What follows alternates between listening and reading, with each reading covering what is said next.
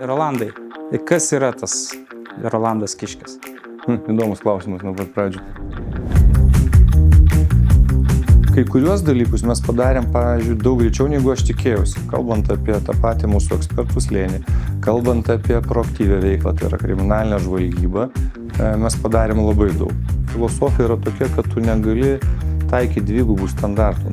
Čia aš savo poskai panaudosiu, savęsgi neapgausi. Vadovų tapau aš tikrai labai jaunas, beros 26 metų aš jau buvau kriminalinės policijos vadovas. Tada svajonė buvo, kad jeigu aš baigčiau karjerą, būdamas kriminalinės policijos biuro bent jau valdybos viršininku, tai būtų kažkas tokio.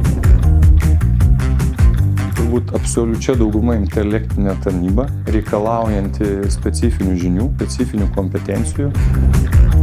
Prasmė yra tame, jeigu tu jau vieną nusikaltimą tyri ar ištyrei, jau tu gyvenime kažką prasmingo nuveikei.